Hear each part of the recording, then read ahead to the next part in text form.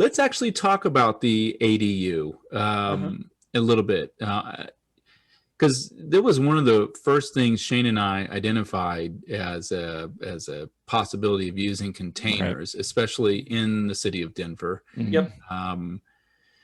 And which one came first? Was it these both happened together? Whether it was finance my container home, or was it the ADU first, or did they kind of just work together, or was it if we're going to do that, we might as well do this? Yeah.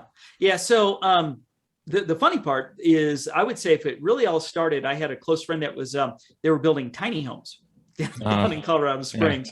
Yeah. And once I got into this business, I mean, man, there's just not a lot of inventory. We got to kind of think of something new and different. The friend they work for a big factory down there. Now they build them themselves.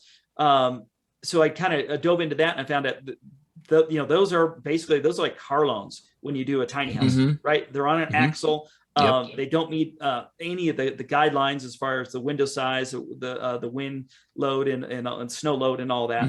So I quickly abandoned it, but I started going to these shows, and well, what can I finance? Well, I can finance an ADU. And the ADU, that's the industry term, but people call them all different things: mother-in-law apartment, granny flat. For some of the older folks, they'll remember in Happy Days, Fonzie lived in an ADU. It was that apartment above the garage, right? The Fonzie flat. Carriage house. Yeah. Yep. And for our listeners, ADU, just in case you don't know, is accessory dwelling unit, correct? Right. Yep. So this is a structure, think in your backyard, permanent structure. That's why they call it like granny flat or carriage house or whatever. So it is a detached property on your lot. Yeah.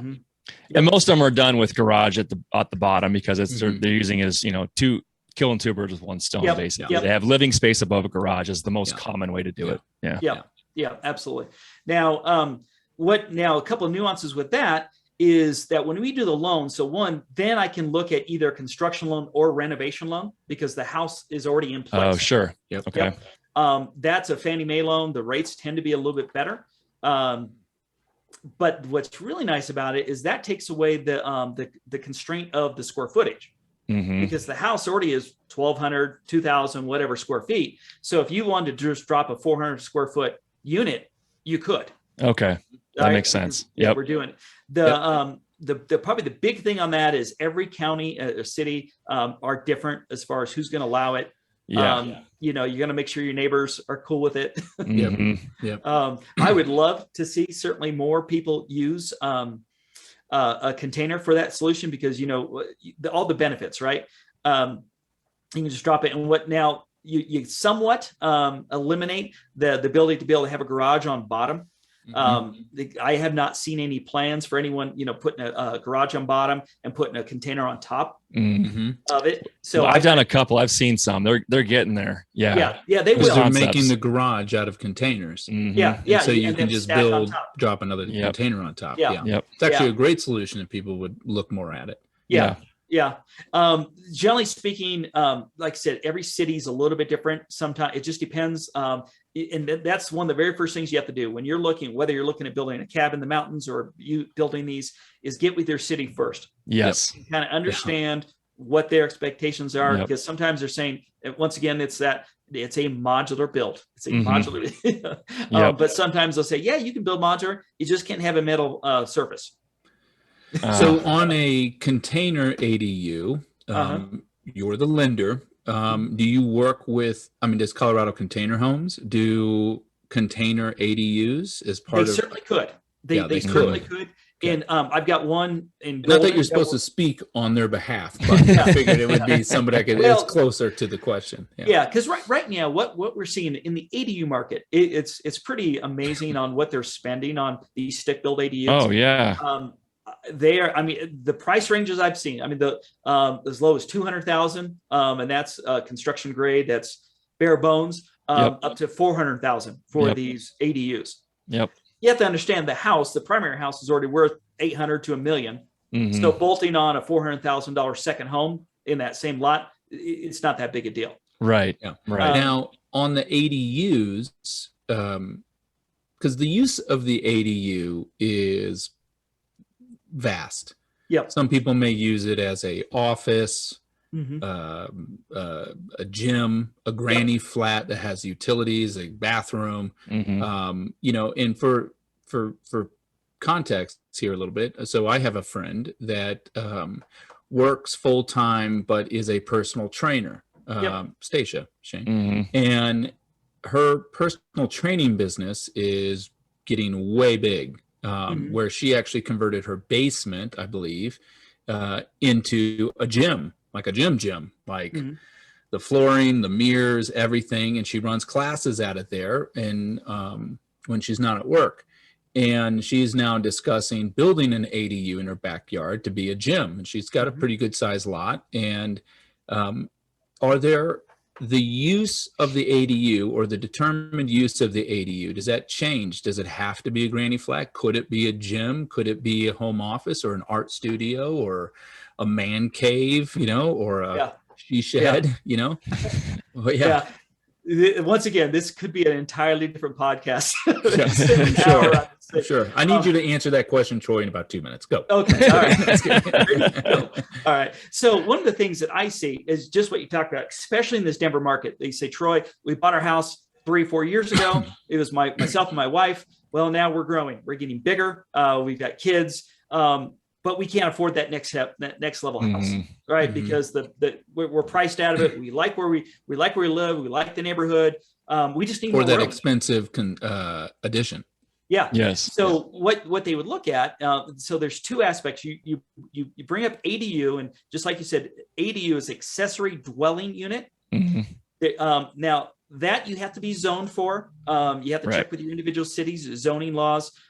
It's rapidly changing. When I started, maybe 12 cities allowed it. Now I think we're up to like 21 cities allow it.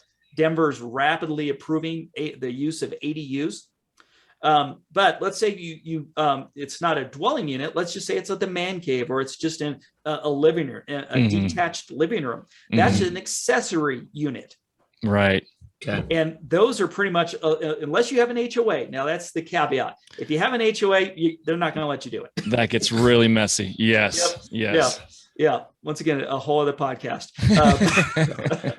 But if you don't have an HOA, or if you can get approval from your HOA, you can just drop, and it could be modular, it could be stick built, it could be container, it could be whatever you want, and just you're adding square footage to your house. Right. And unless you finance that. Unless you're in unincorporated Boulder County. Unincorporated Boulder County has a whole nother game plan for what any of that is. And that's anyone listening to this that's in Colorado, just understand that is one of the stickiest places to try and play that game. So regardless of being zoned that way or not, it's not exactly all it's cracked up to be, shall we say. So be careful. Yeah. So there is a difference between accessory dwelling unit and an accessory unit. And the accessory unit, so like in the example, my friend in theory could finance a gym in her backyard, but would that then be an investment? No, if she that would runs a all business? fall under the primary residence. Okay, got it. You're adding square footage to your primary residence on your lot. I'm expecting this circumstance, just like this, to go up tremendously because of COVID. I mean, how many people 100%. were, hey, I'm going to work from home now? I'm like, hey, I kind of like it, but I don't want the dog barking in the background. Can't have the kids playing around in the background. I've already sent a text to my wife. Hey, kids dribbling a basketball upstairs. I hear dogs running around. Where are you? Where I'm in the basement, which just seems like there is a whole pod of kids upstairs having a birthday party, and it's just two kids walking around. Yeah. Where's the parade going? No, seriously. So you need that. You need now. And once again, there's a gray area with this as well, because an accessory dwelling unit, that is a separate house. The intent, you can rent it, short-term, long-term, or you could put family members in it. You can extend a room. An accessory unit isn't designated as dwelling, but you could put your immediate family in there. So let's say you had a child. I think about this all the time because it's near and dear to my heart. Let's say you have a special needs child, and they're never going to be able to live on their own. But they want to give them some independence. You could put them out in that unit as they get older, where they can Yep. Exactly. Yeah. We're already planning for one of those with one of my friends down the road. That's the same thing. Yep. Or an aging parent, grandparent. You know? Right. The cost of assisted living is just skyrocketing. Oh, it's insane. Skyrocketed. Yes. No, yeah, for sure. And, you know, especially going back to the containers, this is, to me, a huge advantage for either ADUs or accessory units is, you know, just the impact to during the construction process. You know, you think about going and building them off site, right? Yep. It's, you come in, you do whatever foundation you're going to do, and then you just go back to living your life. There's not excavators necessarily in your backyard. There's not all of this, you know, your back half of your house is ripped off and plasticed up because you're getting ready for the addition. The neighbors giving you dirty looks. Oh, yeah, yeah. 100%. And then one day this thing just comes in and gets craned in and set, and it's like, you're done, you know? Yep. Yeah. So, I think there's a huge advantage to that. But which part of your business right now seems to be going more than the others? Accessory dwelling a little bit more busy than people building homes? I would assume it would be.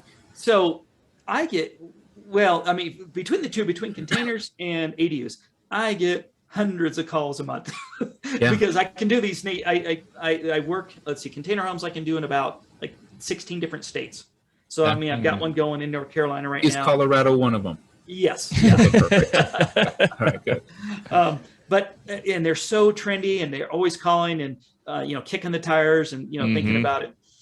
So I get a lot of calls, but it's a long process. It's not like when you're buying a home, you can, you know, be in it within 30 days. Right. That's not going to happen with this. Right. The ADU, because they tend to be, well, educating people about what an ADU is a big thing. And the more people become educated, because every single person I tell what I do, they're like, I need one of those.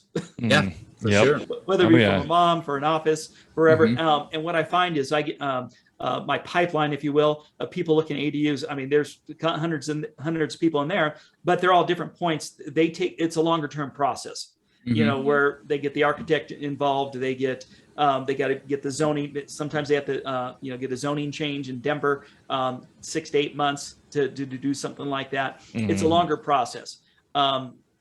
So, I mean, right this second, and I think it's because of summer, I think I've got more ADUs going. Sure.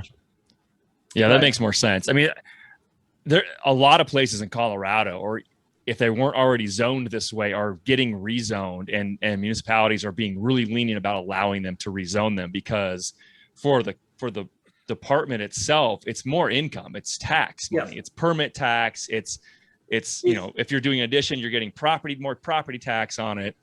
Well, it's beneficial. And the schools love it because in most cases, if it's a long-term rental, let's say a single parent with a child, that child's now in that school system. Exactly. That they didn't have, and that's dollars. That's dollars for them. Exactly. Yep. 100% right. And that's where I'm seeing. I mean, I live in a town up here where most of Old Town was zoned that way from the beginning, and there's a lot of minor cabins, but that's exactly what's happening is they're buying the little minor cabin, which most of them probably need to be torn down anyway. Half of those at least don't even have an actual foundation, but they're living in that. They're doing the ADU, and then they're moving into the ADU, scraping the home and building the home. But the problem with that is, one, cost is insane as far as being stick built, but the timing is also a really big deal. And so I've been leaning towards with clients on not just modular, but, you know, the other modular, which we like to call shipping container construction, as an option. Cost goes down, timeline goes down, and now more people are going to be able to buy those lots. And as a realtor too, that's huge for me, because I can now really sell them on buy this lot, because I can show you the construction timeline and cost, and it's half of what someone else has told you. So yeah, absolutely. And I think that's a brilliant strategy, especially for someone that says, hey, I've got my primary and I want to build, but man, I'm going to make the new construction my primary and sell my other house. Yep. But there's a gap in there where you're going to have to make both payments. Exactly. Yep. No matter what. It could be daunting, you know, and even if you could afford it, if you could make an investment, you could probably put your money in other investment vehicles. Sure. To make a better return. Yeah. So I think it's an excellent strategy to look at, hey, let's get to the land. First thing, let's build the ADU first. Right? Then you're making the payment on that. you've got your primary house. Well, the ADU's done. Maybe you can move into the ADU and sell your house at that point. Right. While they're building your new main primary residence. Exactly. Yep. I got a question. And then they move into their primary and they've got a great rental unit right there. Right there. Yeah.